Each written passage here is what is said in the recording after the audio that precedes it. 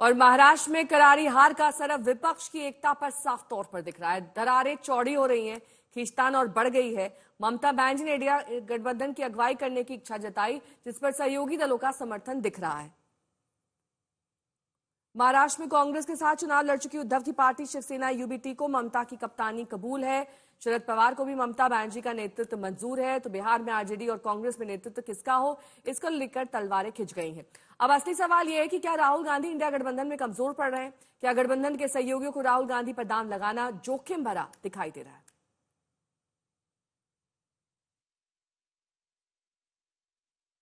हमारे राष्ट्रीय अध्यक्ष आदरणीय मल्लिकार्जुन खड़गे जी हैं और वरिष्ठ नेता हैं, तो राष्ट्रीय अध्यक्ष के तौर पे हम सबके नेता हैं।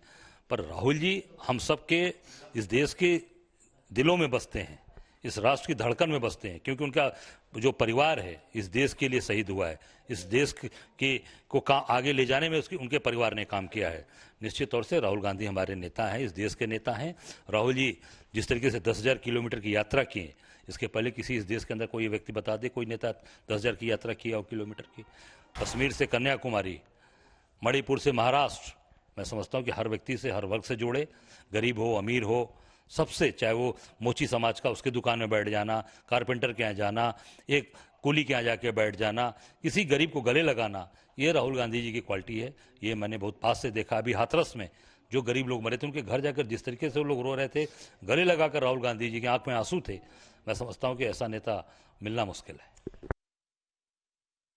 वहीं इंडिया गठबंधन में नेतृत्व को लेकर तकरार अब खुलकर सामने आ गई है। टीएमसी के सांसद कीर्ति आजाद ने कहा कि कांग्रेस की रस्सी जल गई है, लेकिन बल नहीं गया है।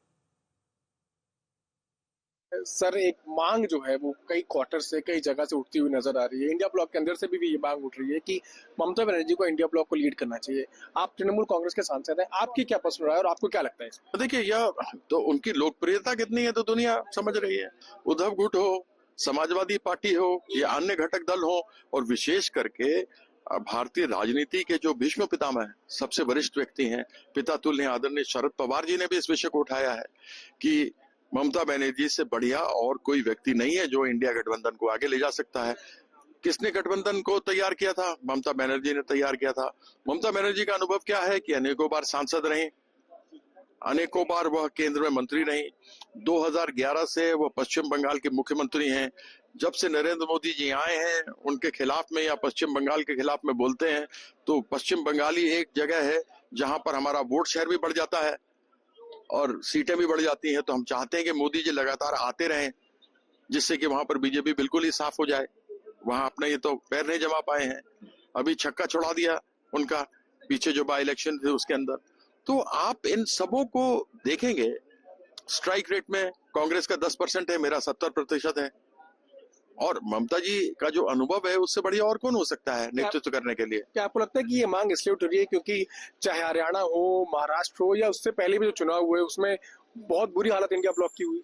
देखिए, आप जब एक टीम बनाते हैं तो आपको सभी प्लेयरों को साथ लेके चलना पड़ता है, और उनकी सबकी अपनी अपनी आकांक्षाएं होती हैं, छोटी मोटी होती हैं, कुछ भी है। अब अलग अलग किरदार निभाने वाले लोग हैं तो उन सबों को साथ लेना चाहिए।